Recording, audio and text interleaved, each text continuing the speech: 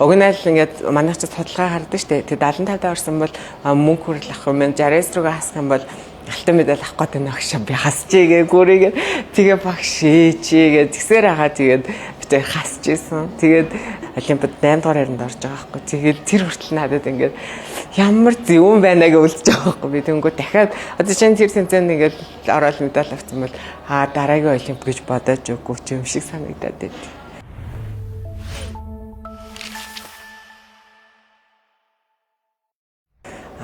10 настай анх хүндрэлтэй спортоор хичээллэж эхэлсэн. Тэгээд одоо бодохоор спорт өөрөө айгүй богинохон карьер нь тамирчин одоо нийт бараг 17 жил хүргэсэн хүндрэлтэй спортоор хичээлсэн. Тэгээд тэр хугацаанд өөрийнхөө байж болох одоо бүх сайн хөлбраараа оролцож өөрийнхөө хэмжээнд одоо бүхнээ дайчилсан жилүүд байсан санагдаж байгаа. Тэгээд миний амьдралын эрт эхлэх өөрөө нөгөө гоё эрт таасаад тэгээд цаашаа дахиад өөр карьер эхлүүлж болох гоё зөндөө ортодоо настай болдож байгаа нь надад бас гоё санагдаж байгаа. Тэгээд аав хоёр маань эмэгтэй хөхтөө яриад байгаа маа ингээл тэгээд 2 сар хэрэгтэй тавталганд явлаа гэж яриад нууцаар явсан.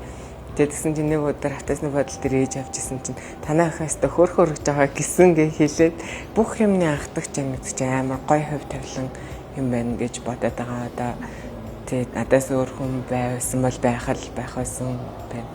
Тэнгүүд яг энэ хөв тавилан ингээд замналаар явсандаа бас өөртөө баярлалаа гэдэг. Ташир болсон тэмцээнүүд бол зөндөө байгаа. Яг амар сайн байж байгаа. Би нэг 16-7 наснда дэлхийн аваргаас медаль авчихаар хэмжээний амжилт бэлтгэл дээрээ гаргаад дэлдээ очиод ингээд алчаа. Тэгээд хүүхэд байна гэдэг дэлхийн жижигхэн санагддаг байх тий. Дэлхийн рекорд амжилтыг хүртэл бэлтгэл дээр ингээл орж морол ихэлсэн үе яахгүй. Тэгээ тэр үедээ яа дэлхий чи юм аврах юм уу гэж бодож амар жоохон байгаа байхгүй би. Тэгэнгүүт нөгөө нэг тэгэл тэмцээнд ачингууд нөгөө болохгүй хит ингээл хөөрж гүйж явж байгаа л тэмцээн дээрээ одоо 17 таахта дэлхийн аваргаас медаль авчихсан чи тэр тэмцээн дээрээ нөгөө мултраад насаараа тавилна гэдэг шиг юм болж байгаа байхгүй. Тэгэл яа ингээл тэгэнгүүт хүний ингээд шар хөдлөн шүү дээ.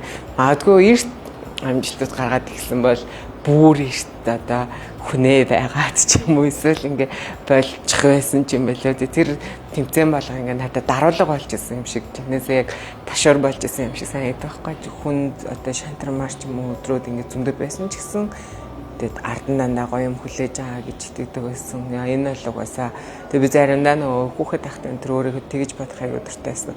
За бурхан ингээд байдаг ба шүү дээ. Өөртөө л хэлж байгаа шүү. Бурхан одоо шууд амжилтанд хүрэх гэхээр арай дардан байх гэдэг болохоор намайг албаар ингэж яахгүй юу гэд найзууд ярьдаг ч юм. Эсвэл нэг том тэмцээний өмнө ингээл яг гоё алхал байж хаад гимтэл авчдаг ч юм уу тийм байх юм бол энэ медалийг өгөх гэхээр арай амархан өгөх гэсэн болохоор намайг угаасаа ингэж байгаа байхгүй гэд альва юмнаас ер нь айллах ингээд сайн талыг харах гэж ингээд хичээдэг.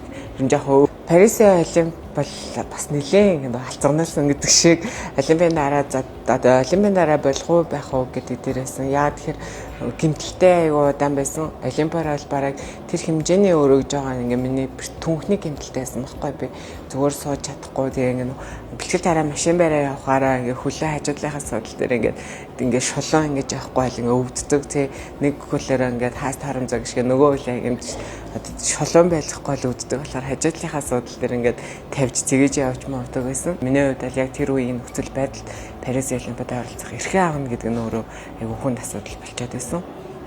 Алхаж сууж чадахгүй тийм хэмжээнд болчиход байсан. Тэгээд нөгөө нэг яг гэж явуулсан оронд нь өөр тамирчин байдгүй юм гэдэг юм шиг байсан бол явна. Тэгээд нөгөө мэдхгүй одоо юу болдог процессыг мэдхгүй. Тэгээд амар том тэмцээнд Монголоос бахан төсөө мөнгөөр тамирчид очиод яваад байна гэж боддог юм шиг байгаа. Тиймэрхүү нөхцөл байдалд яг өөрийгөө ингээ хамгаалах бүрхүүлтэй байх хэрэгтэй юм шиг санагдсан. Хүн ямар ч үед яг Олимпиад ороод бас надад нэг юм хэцүү санагдаадсан байхгүй яа ингээ шууд болно гэхээр нэг тэг яахын өргөжлөлөө зүрхээ гэхээр нэг сайнч бас болох үгүйг мэдгүй. Тэгээ 3 сарын дараа дэлхийн аврах болчихсон. Гэсэн чинь манай нөхөр тэмцээнд бас би багшаад бас хэлж чадаагүй багшаал намайг ингээ болно гэж мэдгүй байгаа штэ олимпийн дараа тэгэл хоёлаа дэлхийн аваргаар гэл ингээд байгаа. Надад тийм сэтгэл зүй байхгүй. Дээрээс нь бас нөхрөө хараад одоо аюу олон жил 6-7 жил яг гэртээ гээд одоо яг артлаа авч явдаг хүн болоод нөхрөө хараад би бас жоохон надад хэцүү санагдаж байгаа. Аюу ганцаардулж байгаа юм шиг санагддаг байсан. Тэгээ байжсэн чинь маань нөхөр залгаад за дэлхийн аврагт орчмоор юм шүү дээ хараа одоо юу ахгүй юм чинь гэлжсэн чинь л нэг юм ингээл асаад ихэлсэн.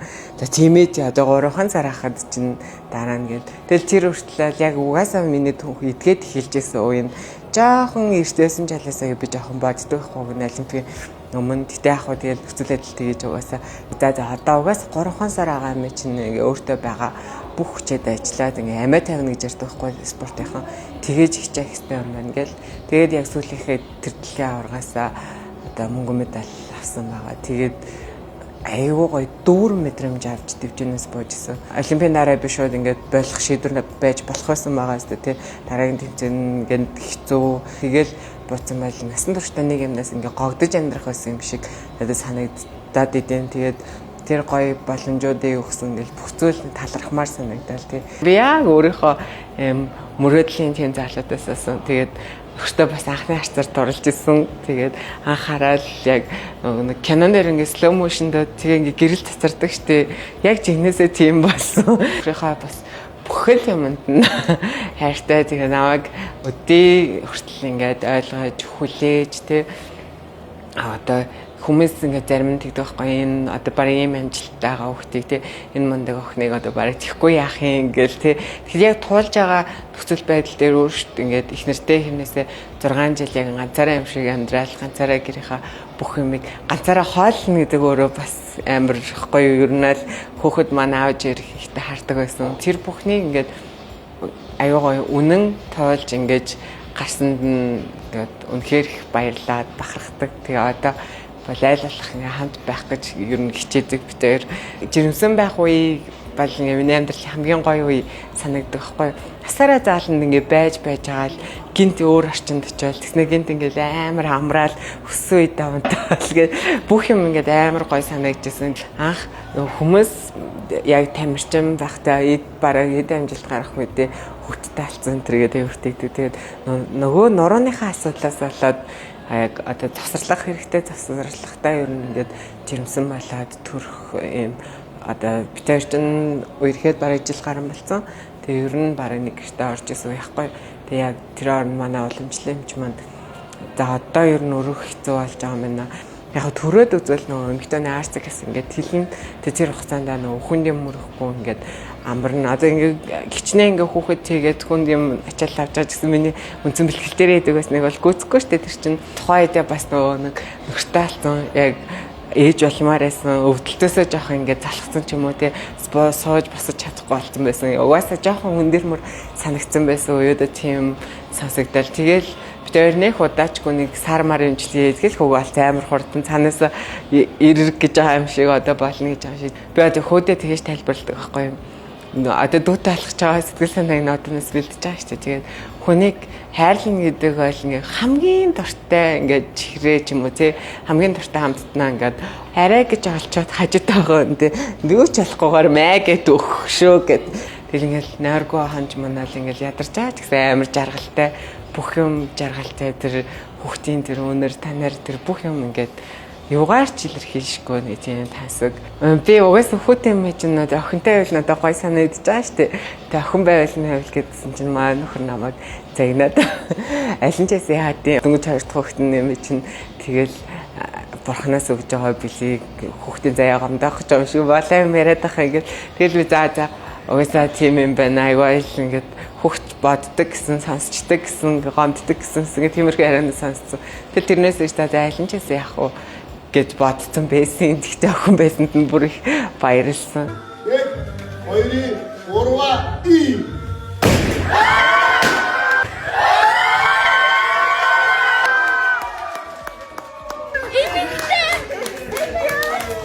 тагилж байгаа. Тэгэл заримдаа хордон ингээд цаг хугацаа ингээд гүйлгчмээр санагдаж байгаа хгүй гэсэн. За хайг болох хугацаанаас их төрчил яах ингээд өөртөө бараг тиймэрхүү юм яриад тэгэл заавал угаасаа ингээд тасаал ингээд төрх юм чинь одоо айлуулах ингээд юм бай тийм бай гэдэргээл Тэр нь айгүй давталж хэлж байгаа. Анх нөгөө нэг одоо манай нөхрийн найз нь юу бит хоёрыг юм хийлдэг бүс ингээд юу хаад өгөөч бичлэг хийгээд өгөөч гэд тэгжсэн юм бас тэгээ бичлэг хийж аваад ингэж оруулж ирж болох юм байна гэж бодоод тэгтээ урдаас оруулж ирэхгүйгээр яг өөртөө Монголд ингээ монгол ярьсаар үйлдвэрлэдэг байгаад арсан бус гаргах юм бол уусаа бүх насных юм байна гэж бодсон. Нөхөртэй хоёр яг за хоёлаа нэг л зүтгэе гэсээр хагаад эхлүүлсэн. Одоо ямар ч гэсэн явж байгаа. Тэгээ манай бусны онцлог юм бол нороо өвддөг хүн болгон зүүж болно, ингээ үедээ зүүж болно, машин барьдаг хүмүүс зүүж болно, тэ одоо фитнесээр хичээлж байгаа хүмүүс зүүж болно. Би өөрөө яг зүүдэг бүснээсээ санаа авсан болохоор одоо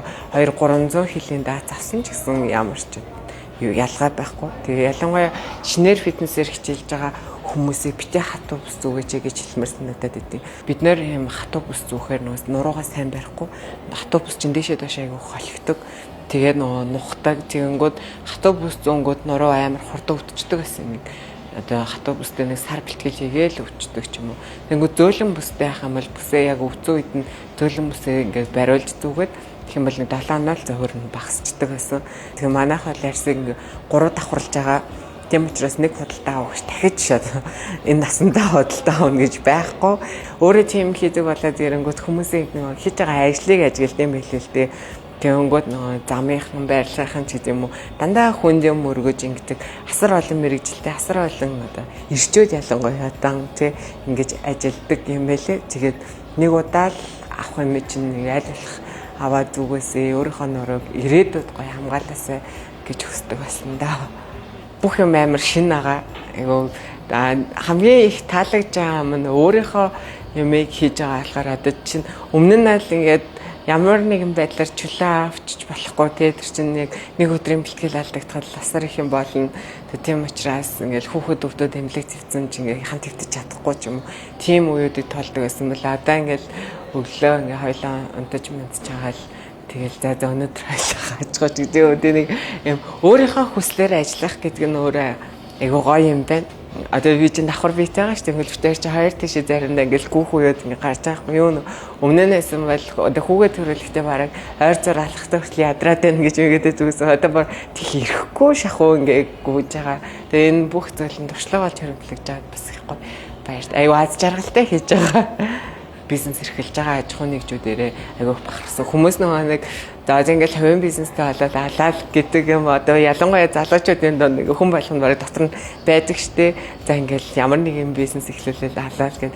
Тэнгүүд яг бизнесийг бол хийдэг хүмүүс гэж юм тастай барыг байхаар юм шиг надад санагдаж байгаа хгүй.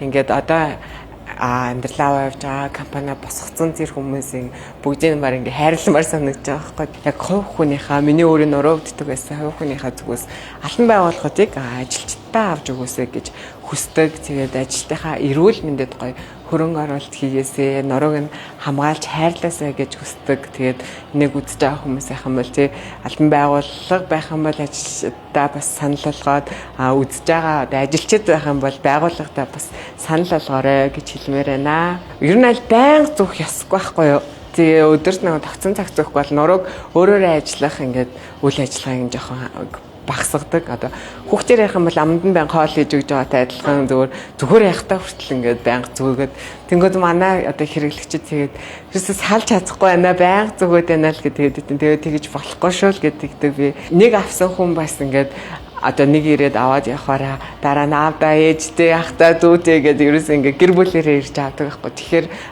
хүмүүс ингээд таалагдж байгаа юм байна. Одоо бүс маань ингээд гоё байгаа юм байна. Тэгэл бас айгүй их чат ирдэг. Бүсээ авсан сэтгэл ханамж одоо өндөр байсан. Тэгээд манай эхнэрүүд нөхрөөдтэй бэлэг болгож айгүй их авдаг гэсэн.